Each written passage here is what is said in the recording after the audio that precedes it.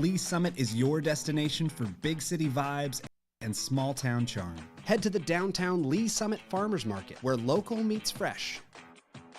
Then grab a cup of coffee and discover a variety of shops and boutiques just around the corner. Continue the fun in downtown Lee Summit at a retro arcade bar. Discover your new beer at one of our 6 locally owned breweries.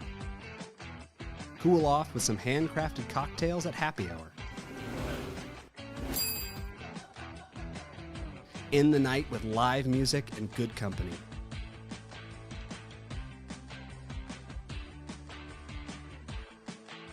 Lee Summit, Missouri. Hello, Lee Summit. I'm Laura Ingeman, and this is your flash briefing for the week of September 9th. City Council will hold a joint session Tuesday night with the Lee Summit R7 School Board at 6 p.m. at the Missouri Innovation Campus.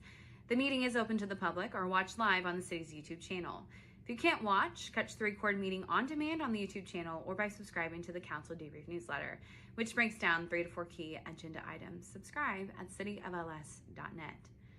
Plan for a night of rock and roll at the Legacy Park Amphitheater on Saturday, September 14th, as In Halen, a tribute to Van Halen, takes the stage at 7 p.m. Enjoy the explosive energy that captures the essence of one of rock's greatest bands. Prepare to be blown away. Buy tickets today at ellisparks.net. The city is seeking individuals interested in contributing to discussions that will influence property maintenance code enforcement within the city. Ideally, participants would have firsthand knowledge of Lee Summit through residency, business ownership, or property management. Submit interest by September 10th on the city's website at cityofls.net. And beginning this week, we're giving our parking spaces a fresh coat of paint in the City Hall parking garage and north parking lot. The work will be done overnight starting at 10 p.m. September 9th, 11th, and 12th. Stay tuned for a brighter, fresher look. Thanks for listening and have a great week.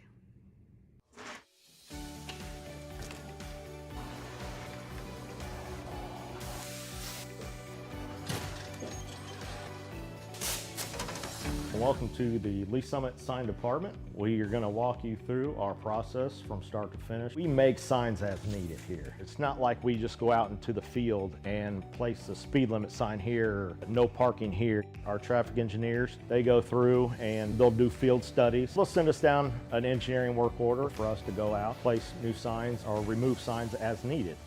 Coming from the material, our blanks come in and they're just aluminum blanks. We can put our white, our red, our fluorescent yellow, green, whatever. And basically what it looks like is just that there. Throw it up into the roller.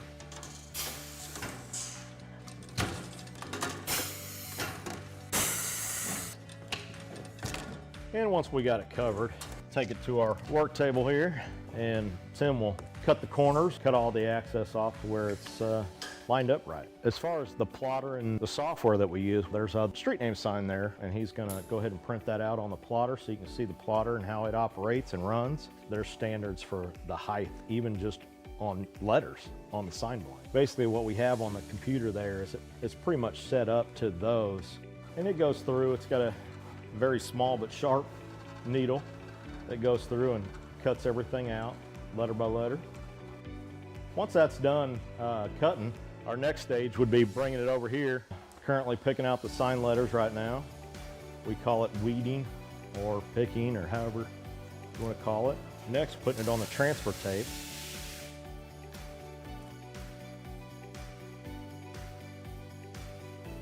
Then after it's taped, we bring it over to the roller. That's where we apply it to the actual sign blank. And we'll roll it through one time just to get the air bubbles out.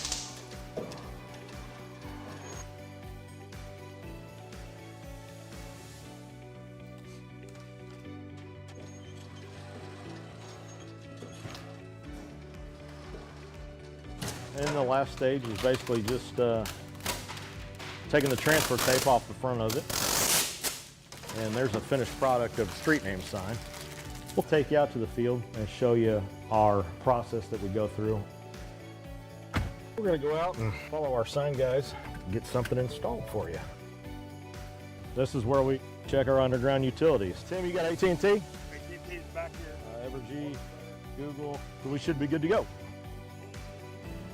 We normally put all of our stuff together out in the field.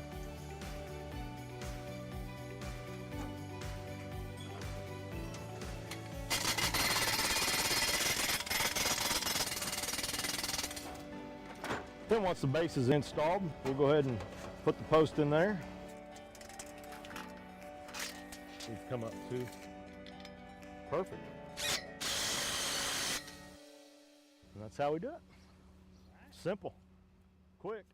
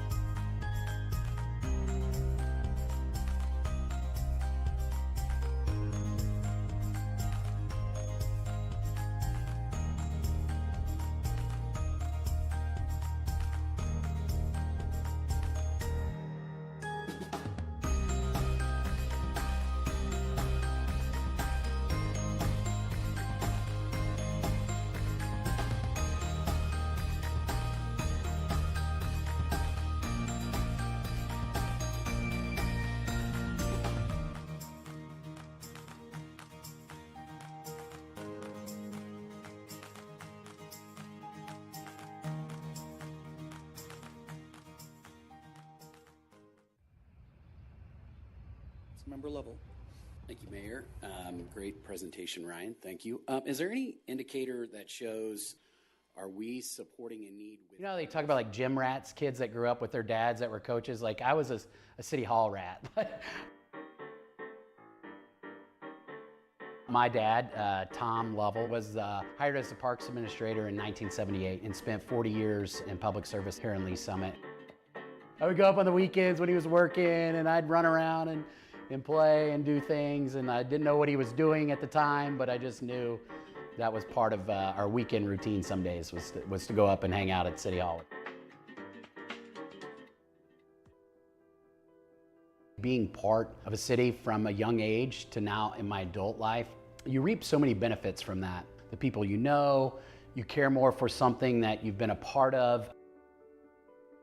My wife and I knew we wanted to raise a family. Just trying to find a community that we thought we could raise our children in, that was good to me, and it just felt like the right move as we were deciding on a city to come back to.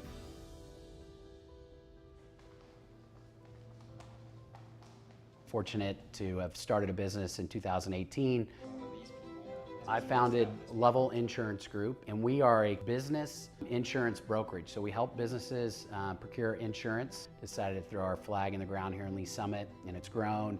I also have this passion for learning and curiosity, and I started a podcast series. So I really enjoy this opportunity where I sit down with business owners and tell their story, and get this out to other people in hopes that maybe it betters their life and gives them some inspiration or something.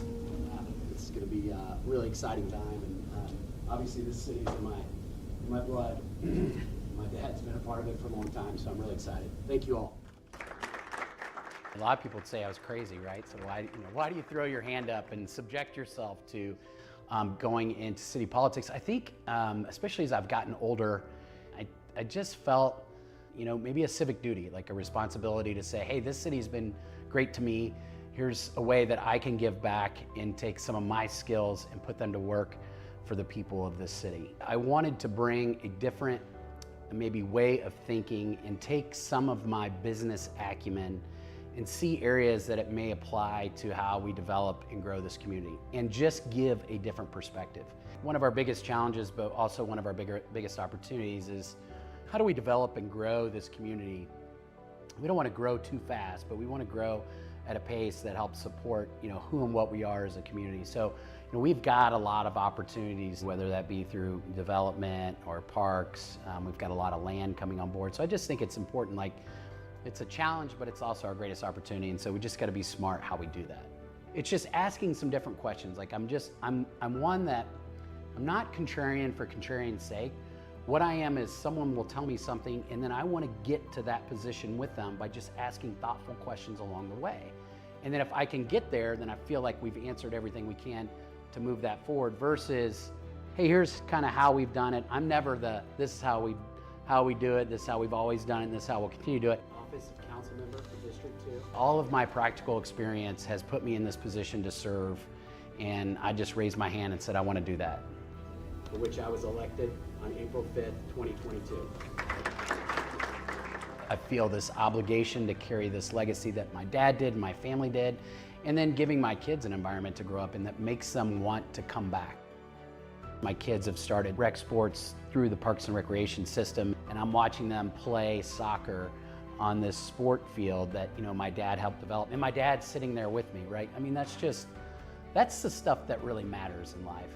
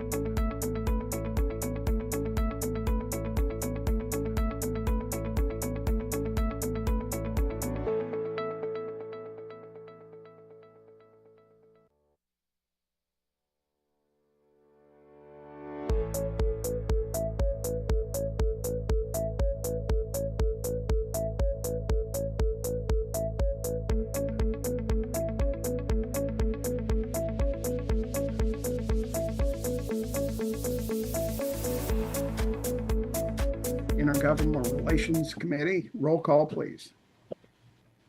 Councilmember DeMora, Here. Councilmember Lovell, Here. and Councilmember Pryor. Here. Okay, thank you. First up is the approval of the agenda. If I've got a motion. Chair, I move to approve the agenda. Second. All right, thank you. I've got a motion and a second to approve the agenda. Any discussion on the agenda? Roll call, please. Councilmember Lovell, Aye. Councilmember Pryor, Aye. Councilmember DeMora. Aye. Yep. Am I fading in and out? Because No. Sound good to me. okay, good. All right. I just want to be sure because I can go downstairs where I'm close to the router if I have to. All right. Next up, public comments. I don't see anybody on here. No, sir, and the clerks didn't have any submitted in advance. Okay, good. All right. We'll just go right into business then. First up is the approval of the action letter for August 12th, 2024. Looking for a motion. Chair, I move to approve the action letter. Second. Okay, I've got a motion and a second to approve the action letter of August 12th, 2024. Seeing no discussion, roll call, please. Councilmember Pryor, Aye. Councilmember DeMora, Aye. and Councilmember Lovell. Aye. Thank you. Motion passes. Next up is the continuing discussion of the legislative priorities, the 2025 legislative priorities. And I'll hand it over to Brian Head. Okay, thank you. I am going to attempt to share. Okay. So here you see the list that we put in your packet.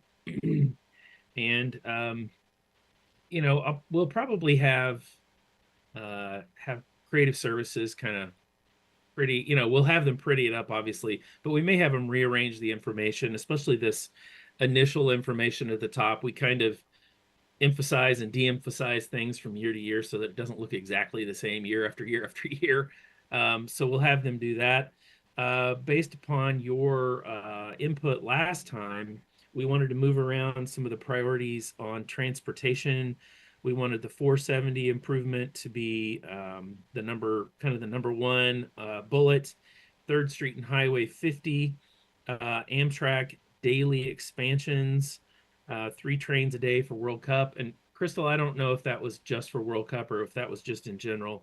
And then the last one was increased funding for right-of-way maintenance and litter cleanup.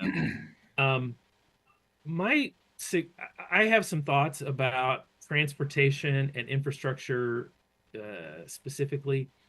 And what I got from Michael Park, I got a fairly significant list of transportation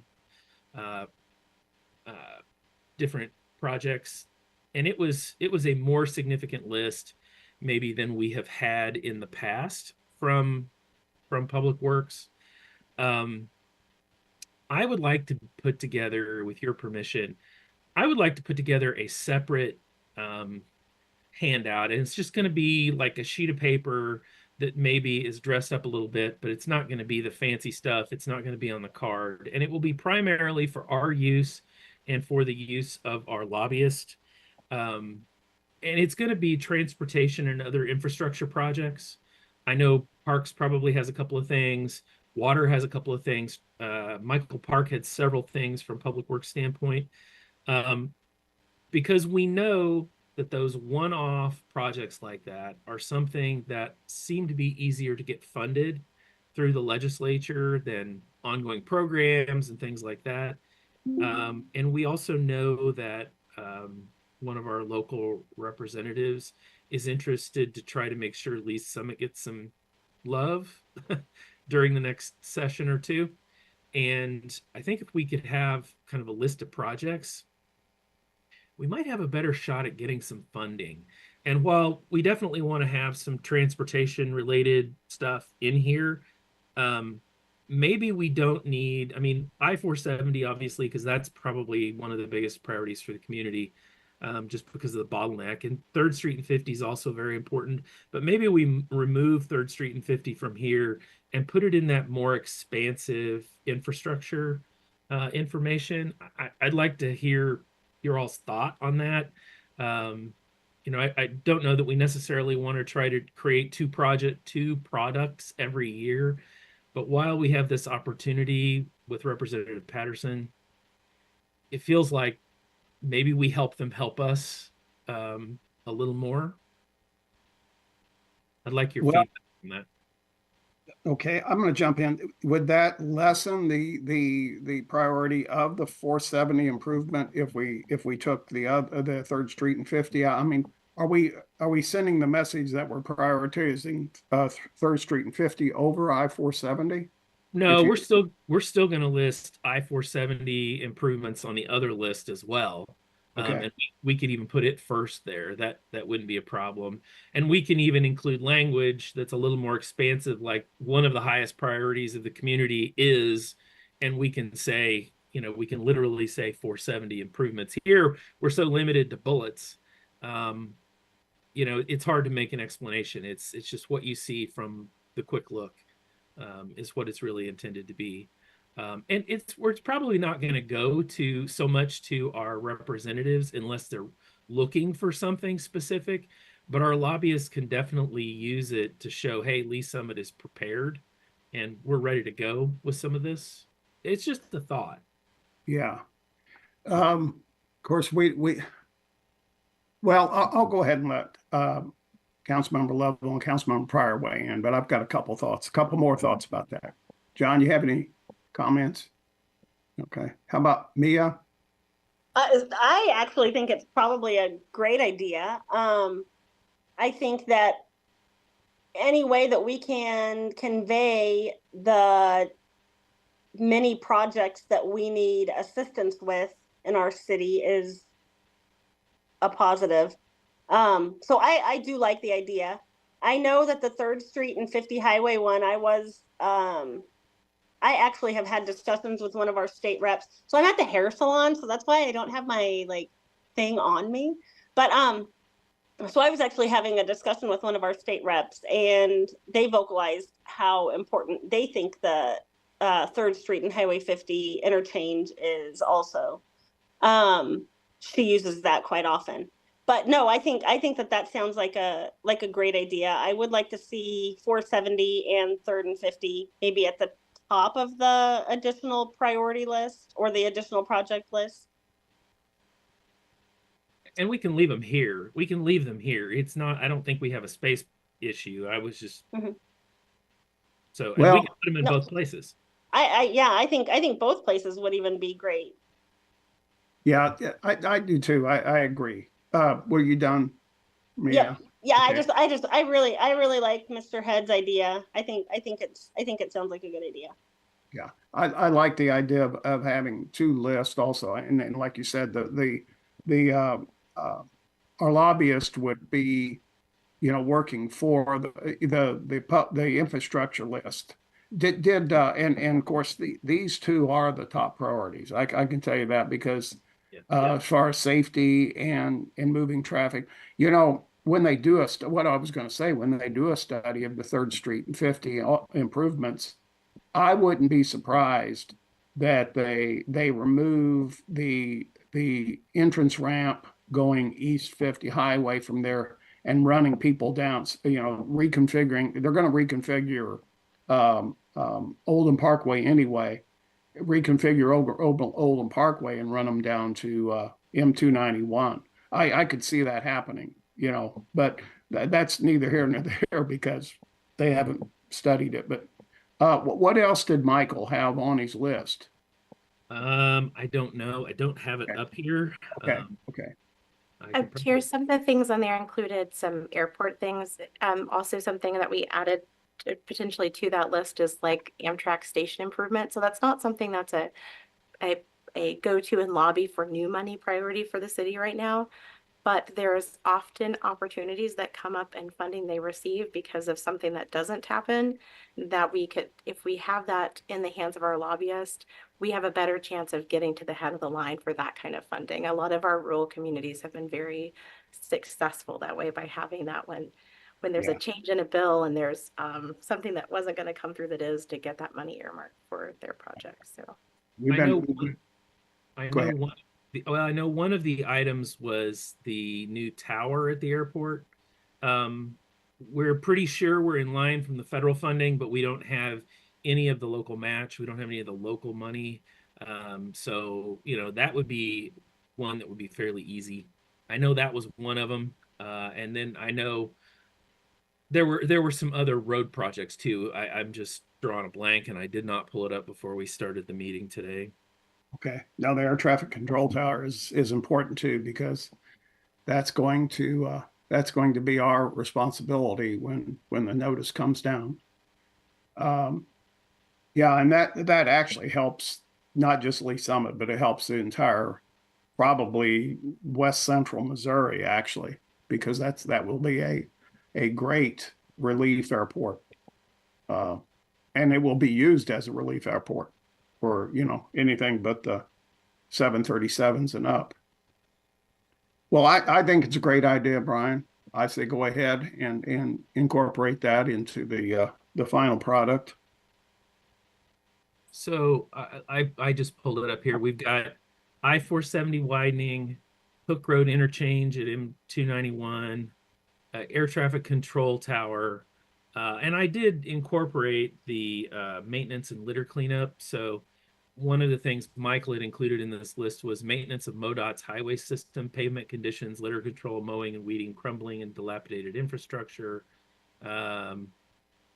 Then he had one about opposition to bills that erode local authority to manage right-of-way and projects, like the bill that we dealt with last year related to the utility costs suddenly becoming the responsibility of the city. Maybe some different laws on litter violations. And then there was the one we talked about last year on the paint, the old paint, and how to, there was a program that is working in other places that allows people to dispose of paint more easily and so on. So those were the primary ones, but yeah, 3rd Street and 50 was one of them, obviously, also that he had listed. So there's a whole series of them. I've got to figure out how to kind of break them out so that we can talk about them intelligently. And then I didn't really get anything from water or from parks, but I'm going to put both of them on the hot seat and say, do you have projects you would like us to include? Because we're going to create a new sort of infrastructure document, because I do think water, stormwater, sewer, and parks obviously have got infrastructure needs as well that we can ask about and put into that list. Okay. All right. Sounds good. Yeah. I appreciate you bringing that up. I'm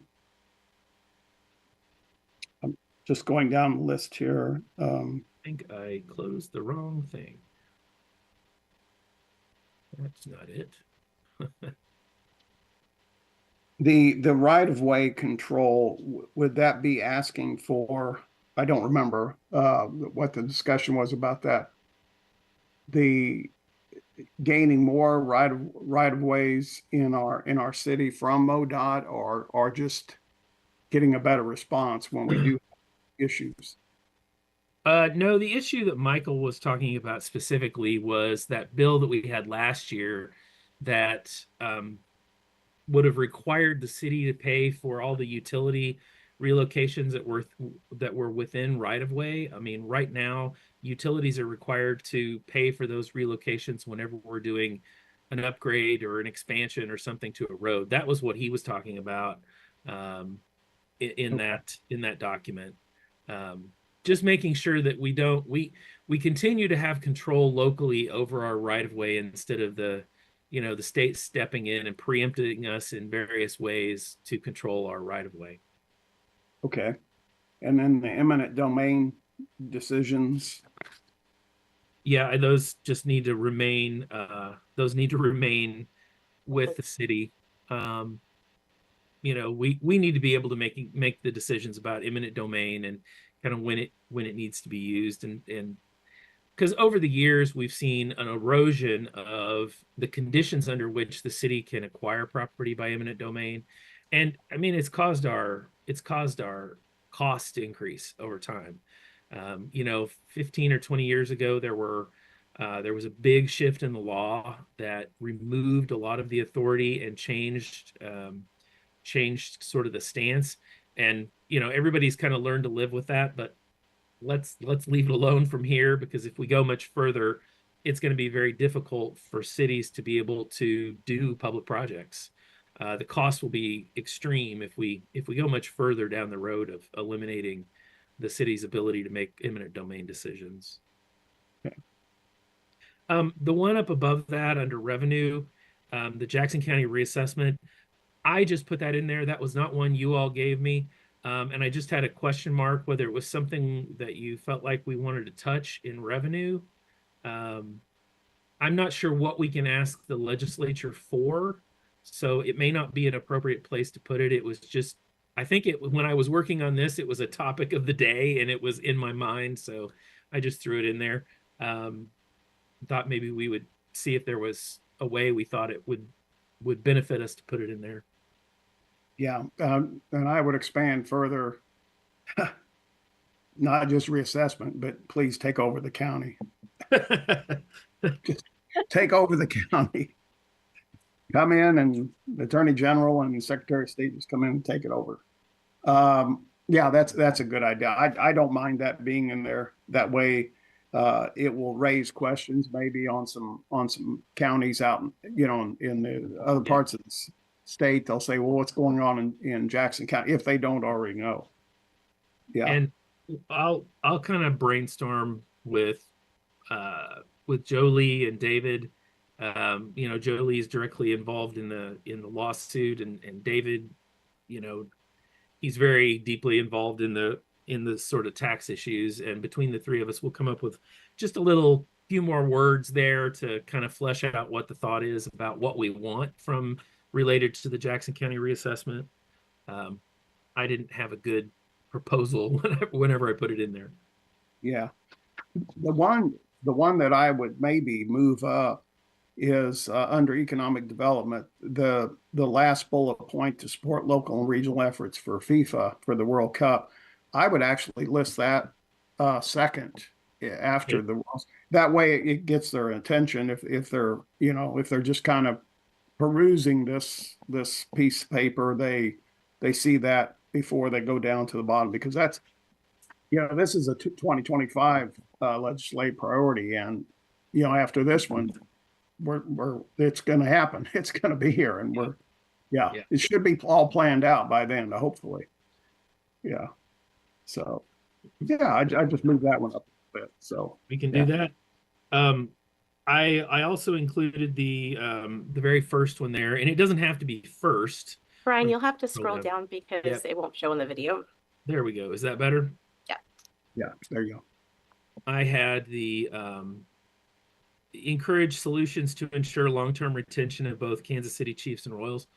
That was just my blurb verbiage. I didn't have anything from you all on that other than we wanted to put something in there about the Chiefs and Royals. Yeah, I think that's important. Also because from what people tell me, that from the governor on down, it's not on.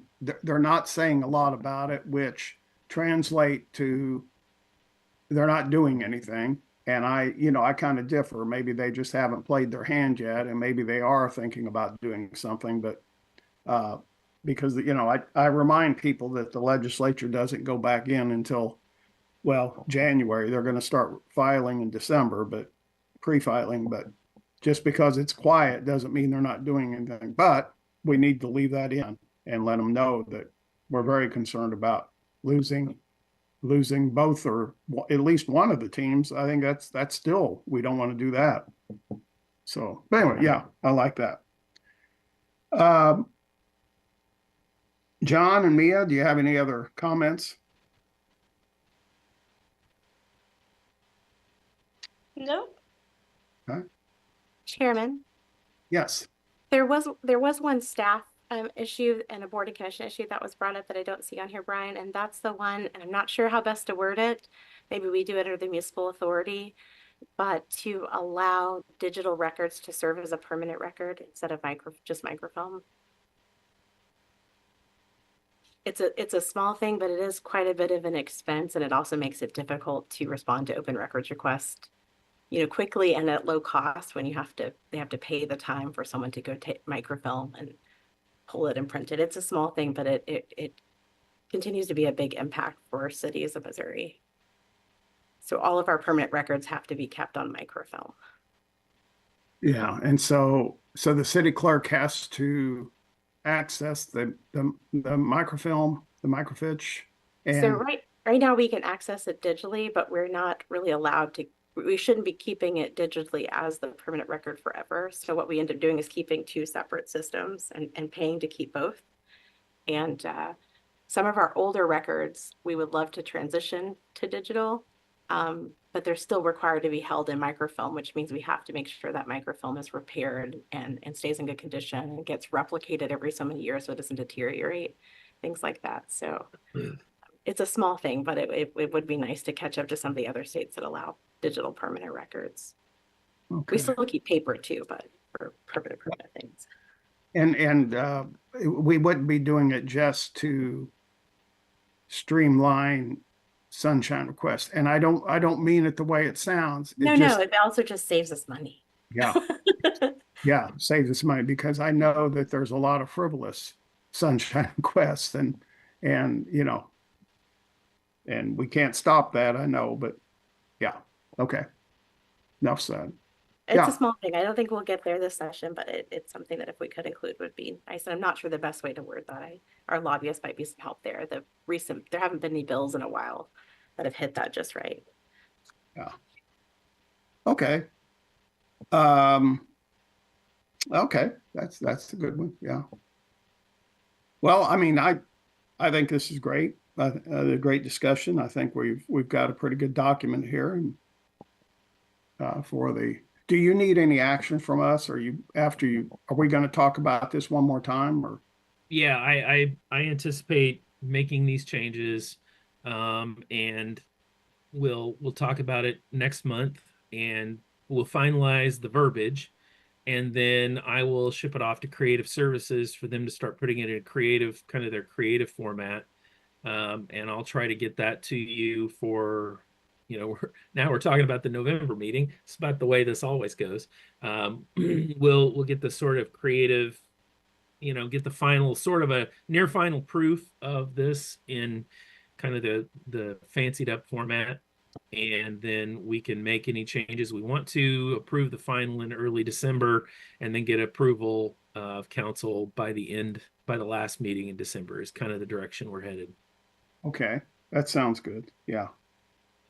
Okay. Well, unless you guys have anything else to discuss, we'll go on to roundtable.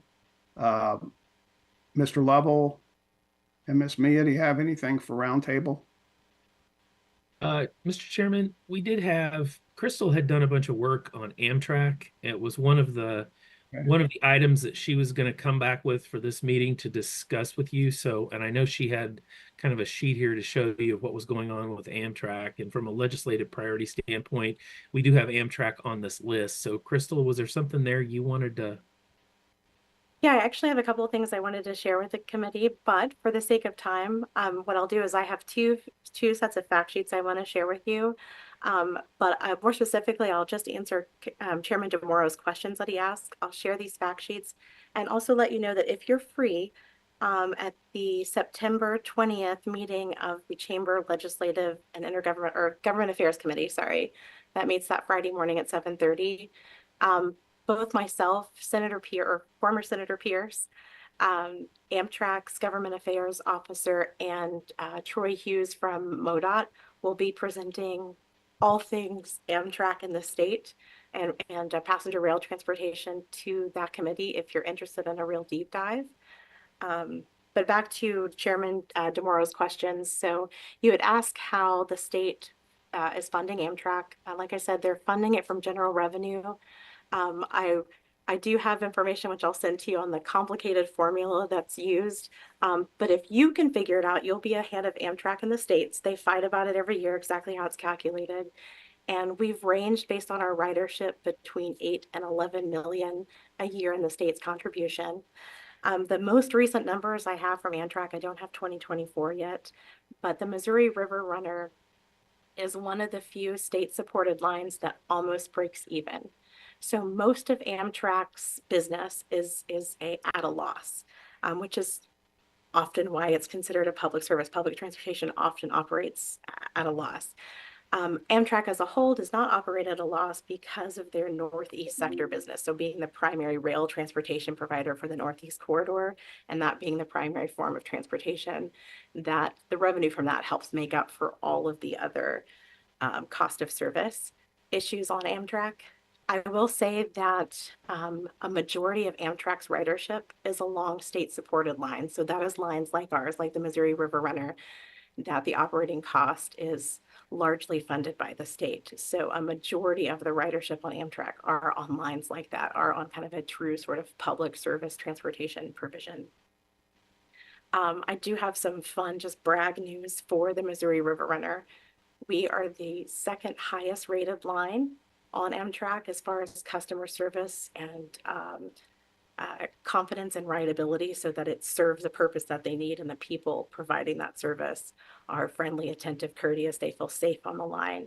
So I think that is huge. About 10 years ago when I first started here, I didn't work with Amtrak at that time, but we were 11th in the country. So that's pretty good out of trying to think. I think there's 55 routes, so that's pretty good out of those to be so highly ranked and to be a service that the ridership does feel that they need.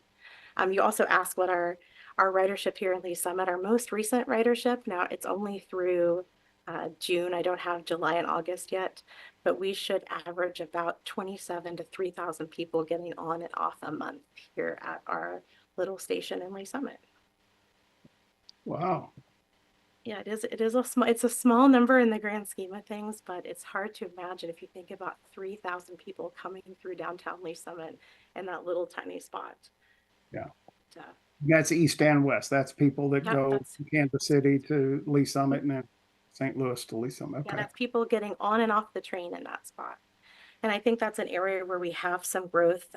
We do hear a lot of anecdotal. We spend some time out at the station every couple of months just talking to riders, thanking them for their ridership, telling them things about Lee Summit, because often they're from Overland Park or other places, finding out why they chose Lee Summit versus Union Station.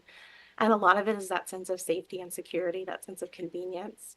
So trying to find out both how we can improve that and become more of a place that they want to choose to get on the train instead of Union Station or Independence or someplace else, but also to help maintain the things that make it such a good spot, because often they're dropped off by someone else who then goes and gets coffee or has breakfast or does something else. Sometimes it's people's first intro to Lee Summit. They didn't realize what a great downtown we had or what a nice community it was. They just picked it because the parking was closer.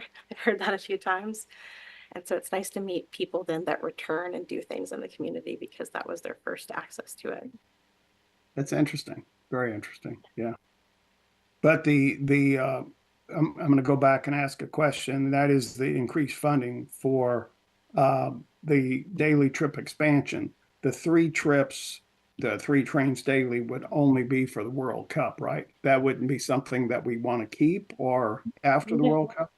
No, according to the state rail plan, having 3 trains a day, there is enough ridership demand to support it. It would also help stations like ours who, because we're close to the terminus of the line, the schedules don't always work out to be great to encourage short trips. So like here to Kansas City or here to Sedalia, those sorts of things. So adding a 3rd train a day increases that ability.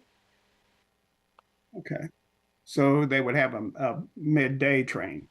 For example, because that way, if you wanted to go to Jefferson City, you wouldn't have to do your business and wait for the train coming back from St. Louis each evening.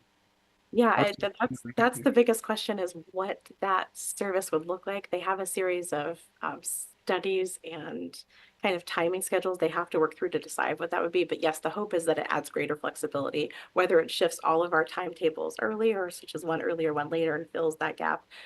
We don't know yet. A lot of it also depends, of course, on UP's schedule because they are the primary host. I mean, they are the host for our line. They're the land. They're the land. Yeah, that's probably that's probably more true. All right. But And if you have $2 billion, UP has a solution to how to fix the conflicts on the line. So if you know anybody with 2 billion lying around, we could fix that.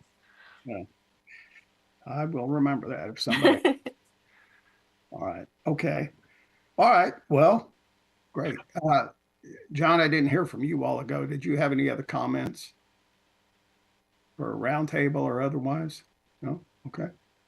Well, Councilmember Demaro, Gina yes. wanted me to remind the committee that the next scheduled meeting will be Monday, October 14th, 2024. Okay, thank you. I was going to mention that before I signed off, but thank Yeah. you. You're welcome. Yeah. All right. Anybody else? Brian? I think I kind of cut off Councilmember Pryor a little bit ago. Hopefully not. Nope, you're good. I don't think you did. Okay. Okay. I don't have All right. it. We're all okay. We're all good. Then I will adjourn this meeting. Thank you all for participating. Thank you. Bye-bye.